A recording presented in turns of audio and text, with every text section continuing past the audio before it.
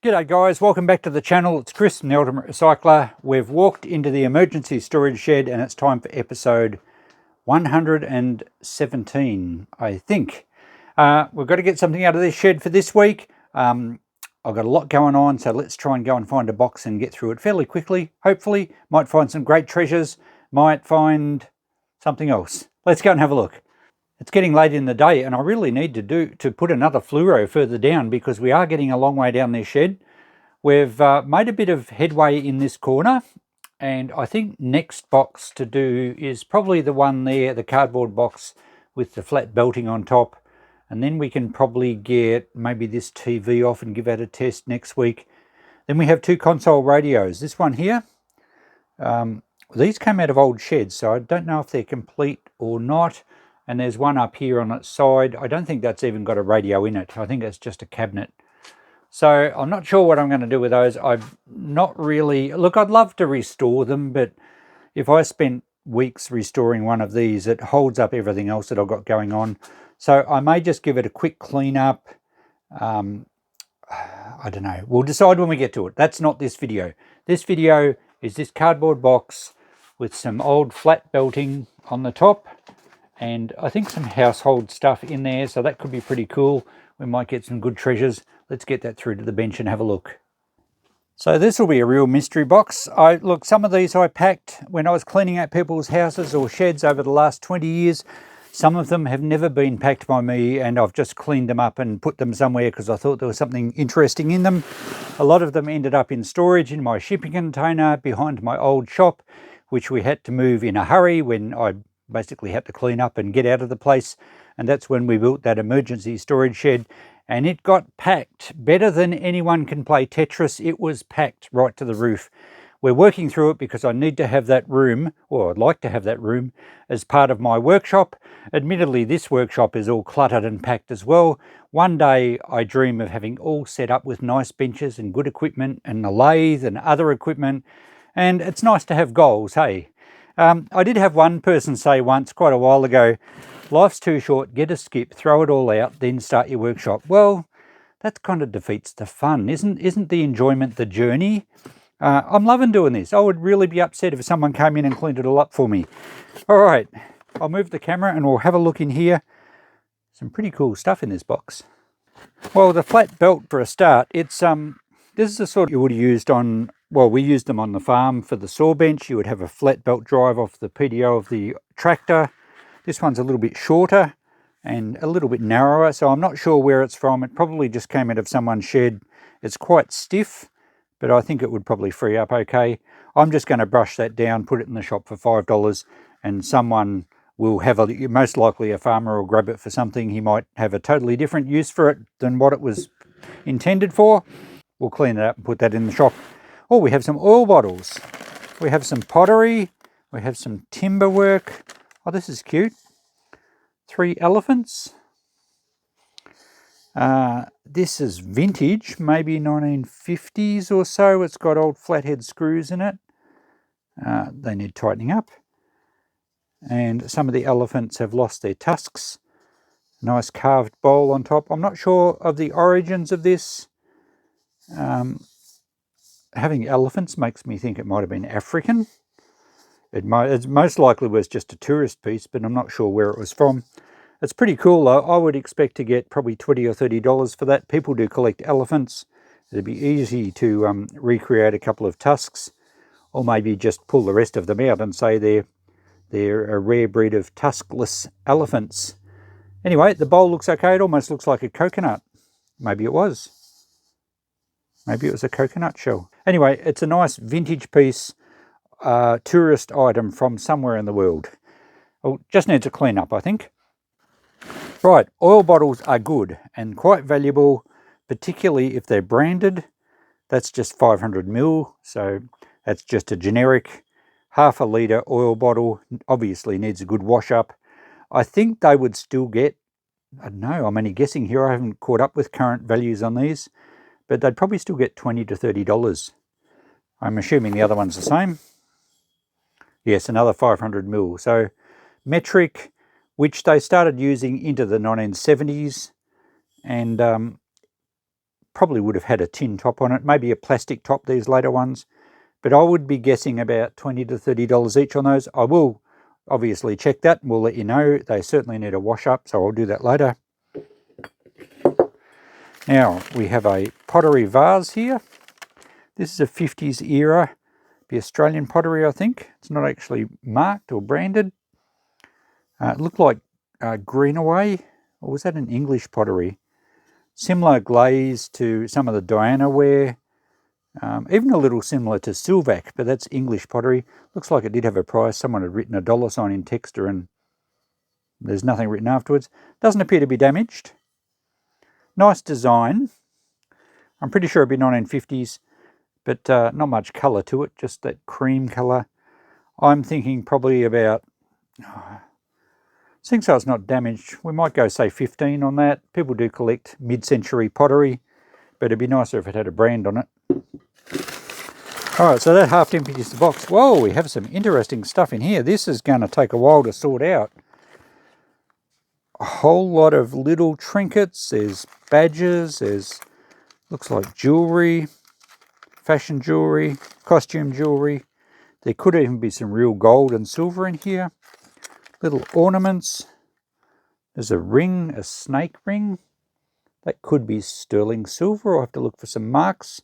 Actually, I think I can see 925. So that's most likely a sterling silver ring. 925 being 92.5%, which is the standard for sterling. Oh, little badges and rings. I have no idea where this came from. Although I did clean out a place down in Melbourne once, many years ago, way back in my early days. And I remember there being a lot of jewellery, and maybe this was what's left over that I never quite got to. Return Services League badge. A cheap watch. Nike, just do it. Maybe collectible. I'd have to do some checking. Some bright earrings that looks like they had $1 on it. More costume jewellery type stuff. First thing I'm going to do with all this jewellery is just check to see if it's magnetic. It's the quickest way to sort out the wheat from the chaff as far as precious metal goes. Wow, all sorts of stuff in here. Okay, I do like sorting through jewellery, and I really like finding gold. Don't know that there'll be any gold in here, but then some of these little chains can be. All right, well, that's going to take some sorting out. I don't know that we'll necessarily do this on this video. We might have to hold that over, or maybe I'll sort it out and show you what I find. But that's pretty cool. Oh, actually, look, this box is going to take forever. We have more necklaces. As I said, I'll go through it with a magnet first, and that'll cull a lot of the junk straight up. We have a novelty bottle opener, opening bat. So a cricketer's bottle opener and a pen. Not much value there, but have a look in this box. A vintage bear, is that fuzzy bear? I think that's a cologne. I think that's a bottle, and it still feels full.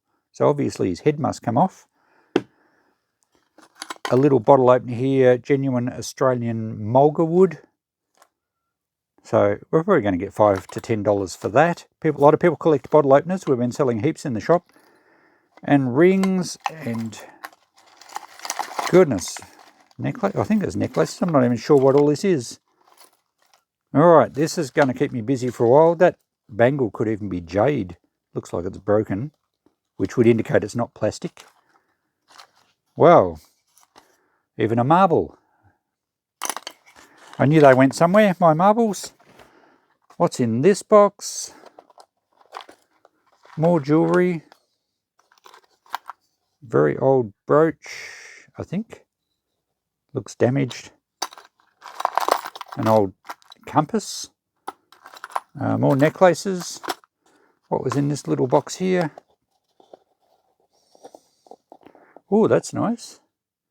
So that's quite old. I don't think that sticker of genuine opal applies to this. That looks more like little paste or glass stones.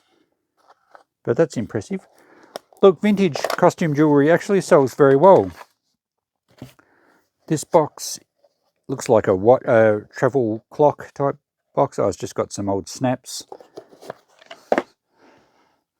Oh, let's see if the bear's head comes off.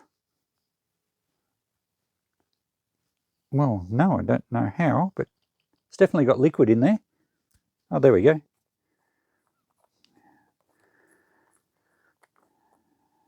So there we go, cologne. Oh, actually doesn't smell too bad. Doesn't smell like you'd expect a bear with his head off to smell. A vintage jewellery box here. This is like lacquerware, like Japanese. Oh, look at this. I'd forgotten. I do remember doing a deal with a lot of jewellery. I kind of thought I must have processed it all. A little perfume. And lots more necklaces. What's it? It's just a coin. It feels like plastic.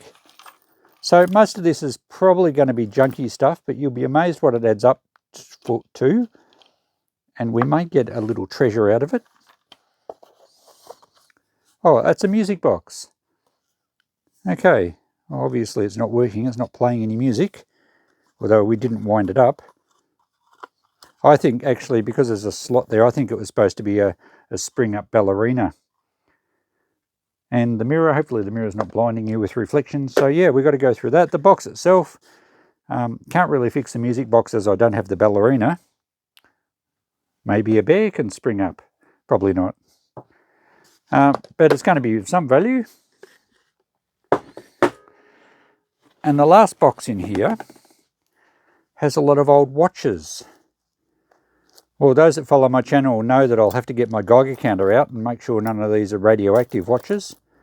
Because this one here looks quite old, or at least 50s or 60s. More modern ones here. Heaps and heaps of watches. Most of them look quite modern, just fashion watches. They'll be fairly cheap. There's a digital one. Another digital, more 70s, that one. Well, I've got some stuff to go through, haven't I? And what's that? Some sort of, not sure what that is. Craft tool for leatherwork, maybe. All right, well, I don't have time to sort all this jewellery and watches out. So what I'm going to do is I'll probably put the jewellery and watches back in this box. We've got a couple of bigger items to price here. Get something out of the emergency storage shed. We might go and, maybe we might go and test that TV. Might go and see what else I can grab. Or maybe I'll sort one or two of these boxes out and just show you what I found. Show you if I found any good treasures. Show you how I sort things with a magnet. There's a lot of junk in here, so I don't expect huge value, but there could be some treasures as well. Very interesting. I thought I might go through one of these trays while we're here and while the stuff's on the bench. So let's just tip all this out and see what we end up with. Oh, please ask for assistance. Thank you. This may have come from a shop. Furniture and car upholstery, yeah. Okay, I think they've just reused a card. But it's come from a shop. I don't think it's come, well, it hasn't come from our shop. So maybe it's old shop stock from somewhere else. God, what a mess. A real bowl of spaghetti. So I guess I'm going to have to pull these necklaces apart just to see what we've got here. That looks like a hat pin with a V. It's a real little stone. Probably not a diamond. So yeah, it's a hat pin to basically pin into your hair to hold your hat on. I've got a magnet here. It's a neodymium magnet from a computer hard drive, so it's very strong. And it's the best way to tell if anything's junk or not. And this one, whilst it's not super magnetic, it is slightly magnetic. I can feel it pulling. And that's why you need a fairly strong magnet. Because if I use just one over a microwave, essentially, I can still just feel it pulling, but the stronger magnet gives you a much better idea, and precious metal will not attract at all. So that's not anything particularly good, but it will sell as a hat pin, and if someone's name begins with a V, they might quite like it. Guaranteed that little thing there won't be a diamond, given that it's not in quality metal, so it's going to be a little diamante or even piece of glass. So hat pins sell okay, so we'd probably put that, even that one alone might get $5. So it doesn't have to be precious metal to be worth money. Here's another one. I think that's a stylized S, and exactly the same. I can feel a little bit of pull on that, on the magnet. So $10. There we go. We're going to add up with a fair bit of money, I think, which is usually the case with jewellery, because even if it's just costume jewellery and junky stuff, it does add up because you've got such a large number of items in here. And here we go, this little gold necklace. So the first thing I'm going to do is wave a magnet over it, and instantly we can tell it's nothing flash. It's not gold, it's not even brass, it's just plated steel, and that's very strong. So that's fine, but look, someone might still buy a little plated necklace. I might have $1 a pick out of something. It's quite fine. The clip looks okay. The little clasp, that works fine. So we'll probably have just a $1 each selection, or even a couple of dollars each. And that's going to add up, as I said. Now, what's this big long one? It must be a big double. Oh, no, that's a bracelet, is it? No, it's a necklace. All right, so that I would imagine is going to be magnetic. Sure is. So maybe another one for our dollar box. So that's the sorting process. Just checking each thing with a magnet first. Yeah, these are all just necklaces. And I'd say they're all going to be, oh, yeah, not as strongly magnetic as the other ones, but it is magnetic. So it takes a while to sort, and it certainly takes a while to untangle. These are actually coming apart pretty easily. And that one, yeah, not as magnetic, but it still does grab it. So I don't need to look for any hallmarks or anything like that. Oh, another hat pin. We don't have the little keeper on this one. That's an R. And same, that's magnetic. And that's bent a bit, but I think we can straighten that. And we might even find a little cap keeper for it. Now, here's a ring, and it's screwed to, that looks like a little pepper shaker top. It'll be electroplated nickel silver, non-magnetic. It can actually go in our brass bin. So the plating's polished right off. It's a piece of brass for our scrap bin. This has it's a sort of the dragon you see on Scottish emblems. I don't exactly know what it's called, but I guess it's Scottish. This ring looks very rough, very roughly made, not even soldered properly. So it's just a dress ring, and it's totally magnetic. So it's very, very junky, even the top. But someone would certainly buy that for a couple of dollars just purely because it kind of looks cool. If you're into rings, not me. So we'll keep going, sort these out. I might get through a little bit of it, and I'll be back with you if I find something interesting or of any value. That ring doesn't look much. It actually says Denmark on the back. And there's a bit of corrosion there that tells me it's just brass or copper underneath. It probably won't be magnetic. No, it's not. It's also got something stuck to it. I don't know what this was. And there we have is it the yin and yang symbol? Not exactly sure what it's called. So interesting, it says Denmark on it. I might just do a bit of checking on that, but I don't think it's going to be overly valuable. I will check it just in case it's something that people collect specifically. If it's nothing special, it'll just go into our $1 or $2 box. And that's going to be the bulk of what we find here, I think. Yep, magnetic again.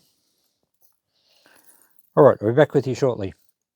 Okay, guys, it's the next evening, and I've managed to sort all this out. There wasn't anything fantastic. There was one quite good piece, and there's a few reasonable pieces.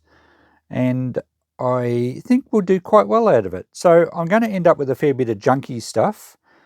All these in here are strongly magnetic bracelets, necklaces, all different sorts, similar style, but they're different shapes, and they're all complete with their clasps.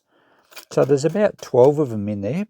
Then there's a whole heap on leather Necklaces, there's that one I think has Jane on it. There's the yin and yang symbol enameled there on like a pendant. And all these ones are your star signs. So there's a Leo, there's an Aquarius, there's a Capricorn, is it? Libra. So, and there's a couple of other stylized yin and yang ones. So look, they'll sell, but they're only cheap. There's heaps of other necklaces, some fine ones. This one actually says Debbie. Different designs. They're all magnetic, so there's no silver here at all, but there's lots of them and they're all okay. They're not damaged. Heaps of them actually. There's a couple of separate pendants. There's a few marbles. There's a couple of rings here. We looked at these earlier. They're only cheap ones. This one I think is a pewter ring. It's quite heavy, but it's quite damaged as well. This ring was quite nice. It's pewter again. There's no markings on it, but it's a really cute little frog. And I think that one's going to be at least 5. I could possibly even put 10 on that. I think someone would love that. It's not damaged. Seems a reasonable size. So that's all right. And this bottle opener with the Mulgawood, I think would get 10 for. People do collect bottle openers. This is, I believe it's Cyndi Lauper. Very 80s looking era. And the fact that it's made in Taiwan kind of fits with the 80s. So I would imagine that's kind of collectible. I'd probably just put 5 on it. More necklaces. Now this gold coloured one we had earlier was magnetic. And I found a nice little opal pendant that kind of goes quite well on it. Most of the other jewellery here is silver. This is the only gold chain there was. Now this is a triplet opal, so it's not particularly good quality. Basically a triplet means it's got a very thin slither of opal and it's got a clear dome over the top sandwiched with another clear piece. So it's certainly not a valuable opal, but it's a nice little pendant. Looks nice, good colour, and it goes quite well on that chain. So I'd possibly put $10 on that one. More necklaces, all just magnetic ones with various pendants and things on them. Nothing particularly good at all. We had those 2 hat pins at $5 each. This other one was missing a stone and it doesn't have the keeper thing on the end. There's a whole selection of safety pins and normal pins. I guess they were used to display them, so they're only going in the scrap bin. Little glass bead there. There's some odd earrings, just there's no pairs. That one's kind of cute. And there's a broken chain here. And these are just odd. That would have been nice if we had a pair of those battle axes, but there's just the one. And this was a broken bangle. I don't think it is jade. I think it's probably some sort of, I don't think it's plastic. Might be some sort of glass, but it's broken. And this necklace, both these ones had either breaks in them. Yeah, I think the chain had broken. Now this ring was the best thing I found, I believe. It's pewter. It's the yin and yang symbol. And it had Denmark on the back. I cleaned it up a little bit. It had a little spot of corrosion just on the it's sort of one size fits all bendable type ring. Probably 1970s. Now, there's a little symbol that has a J and a J back to back. And being Denmark, we'll get a closer look at that. And there's also the number 295. But being Denmark, it turns out it's not George Jensen, or you say Jensen. I don't believe they pronounce the J's. But this is his son, which is Jørgen Jensen. And he was a silversmith as well. And he did a lot of pewter work. So I believe this is one of his. And they are quite collectible, and I think I'd probably put about $30 or $40 on that one. It's got a bit of a mark on the side there, but that will polish off. So it's actually in pretty good nick, other than the pewter is quite sort of, well, tarnished, oxidized, but pewter kind of goes that color. It's probably an easy way to clean pewter up. I'm not sure. Let me know if in the comments if you know. I haven't actually looked that up. So I think that's quite a collectible ring, and I'm thinking I'll probably put about $35 on it in the shop. And yeah, well, if we add up all the others, I think 10 on that one, 5 on Cyndi, 10 on that one. And we had the hat pins and all the others. I think I'm probably going to put them all, maybe hang them all on a little rack. I've got some little necklace hanging racks in the shop, and all these. And I think we'll probably put, and all these. And I think we'll put something like $3 each or 2 for $5 and just see how they go. That could add up to a fair bit. They might sit there and not sell, but $3 is next to nothing, particularly if there's a little, some little kids in the shop. The parents often like to buy them a little trinket that it doesn't matter if it gets lost, and $3 isn't even a cup of coffee. So we do sell lots of stuff at that sort of price, and it does add up. I mean, that's quite pretty. And there's no breaks in them. They're not tarnished. Well, they're sort of a bit dull. They would probably clean up quite well, but I'm not going to go to the trouble of cleaning them up. But I think we'll try that. It's going to be pretty hard to actually come up with a price on our notepad for all this, but we'll do an estimate when we get to the end of this video. All the single items and broken items, we have a jar at the shop where we put any odd bits of cheap junk jewellery that's either broken or incomplete, and when it's full, or at least when it's a fair quantity, it sells very quickly just for craft work. So I'm not going to allow any value for all this sort of stuff. What do we got here? Even the bangle. These are broken ones.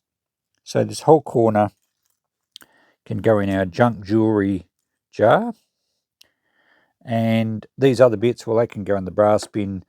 That I did file that. It was a bit corroded. I think it was just a basic crescent moon pendant, but it's actually copper. So scrap bin.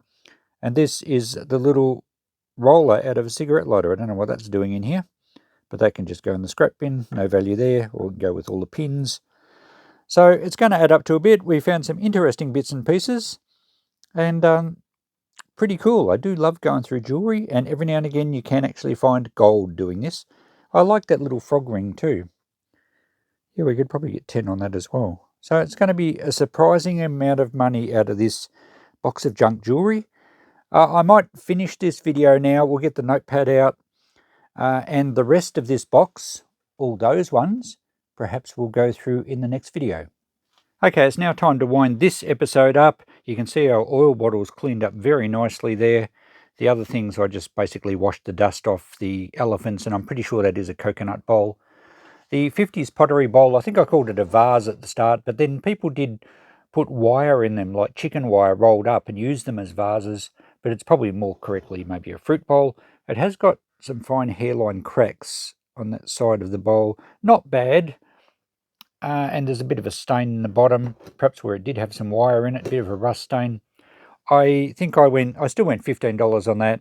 The oil bottles I'm going to price at $30 each. I did have a look on eBay, and some of these are actually selling for $50 plus postage.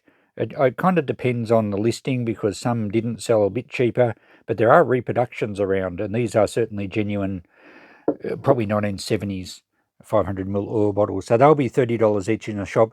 If I can find a plastic spout for the top of them, even if it's just a plain one, it'll probably bump the price up a little bit, but we'll write them down at 30 each. There were 39 individual items in here, including some of the rings, that I'm going to price at $3 each, or 2 for $5. We'll see how we go there, but I'm going to, I actually forgot to write that on my list. I'll add that shortly, but I'm going to estimate that we get $30 back out of this. Now, 39 of them at $3 each is obviously substantially more money than that. I'm allowing for the fact that we won't sell them all, or some will take forever to sell.